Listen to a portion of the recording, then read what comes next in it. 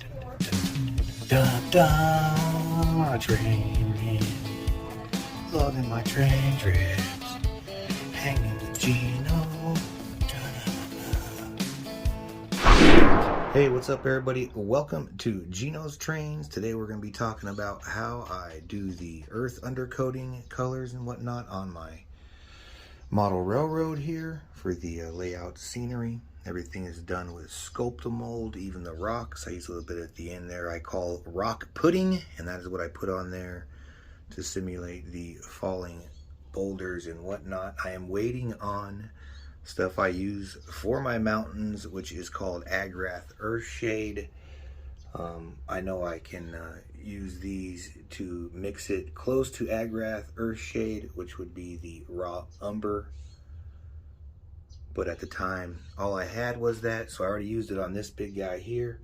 So we're going to continue that on all the tops of the other ones once it arrives here on the 3rd. The order is in. But for today, what we're going to do is I'm going to go ahead and finish off a couple spots in here to kind of show you how I do it. And what I use for that is this Earth Undercoating C1229. That's what I use to accomplish this. And I mix a ratio of, depending on how dark you want it, it will still take you about 2-3 coats to get it to where it looks like dirt here.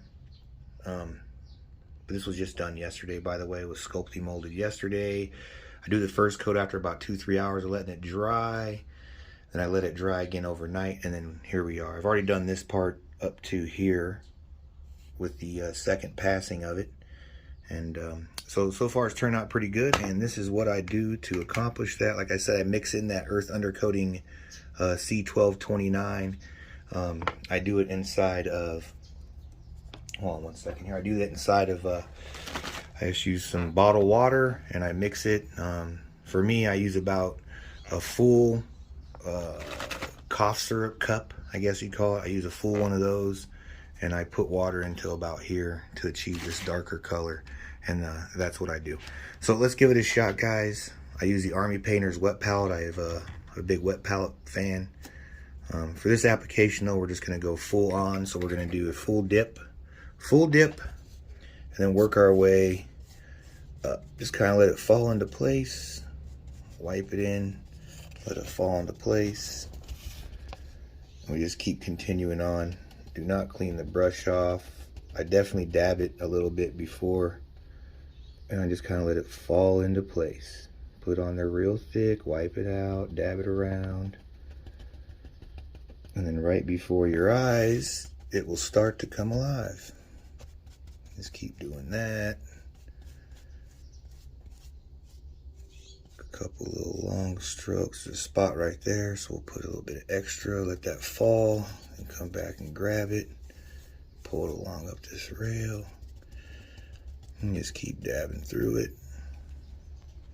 We'll hit this side a little more here.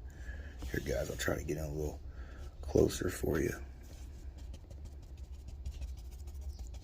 And I'll come back with the a damp paper towel and I'll clean that all off. But it'll all blend in really good for you doing this method. I do enjoy it. It makes it a lot quicker than having to sit here and work with brush strokes. And does it look off because you're, here, let me stand up. Does it look off because your brush strokes are weird and you're sitting here fighting brush strokes? And doing it this way, it's just makes it so much easier. But you do have to work it in and kind of watch where you're going with this stuff though. And we'll keep going. We'll get this whole side done for you guys. And as you'll see when I put it on, let me get out light there. When I do put it on though, it just kind of just falls right into place, and I just kind of work it. I don't want it to be too thick in those. You just want to get those holes. You don't want to pool up in there, because then it'll leave really weird dark marks. So you don't want to have that to happen. So we just keep going.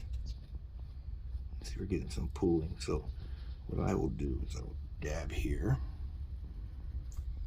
This will take off all the excess, and then when I come back over here, this will turn into a vacuum brush. All right, there we go. We got what we want. We'll dip again.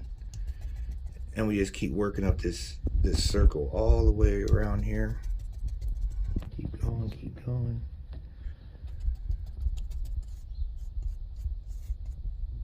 We'll let that pool there for a minute.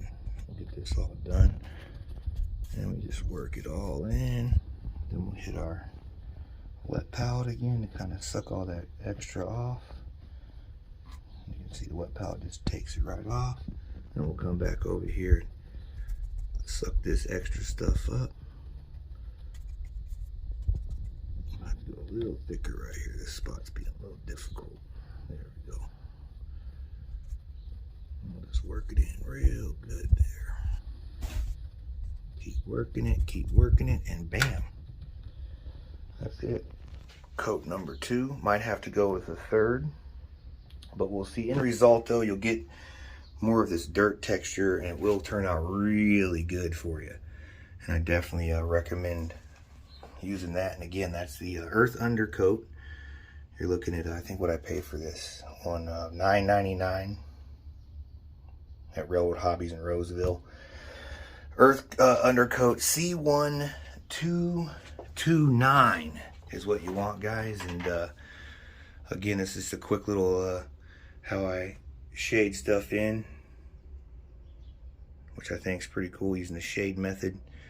Kind of makes it a little more realistic. Anyway, the journey continues here doing the trains, and having a great time getting this track going. Hope you guys can drop me a subscription. I'd appreciate it, guys. Trying to get up there so I can do some live casts from the phone from some of our train rides. But anyway, appreciate you stopping by again. I hope this tutorial helps some of you guys kind of figure out working with shading. You know, just do it. You know, I can recommend maybe getting some Sculpey mold and make a small little stone or something like this. And you can do some practicing on it before you jump into doing the actual table full blown. Anyway, guys, you guys have a fantastic Tuesday. And once again, thanks for stopping by and hanging out with Gino. I do appreciate you guys coming by and hanging out with me. Have a fantastic day. See you later.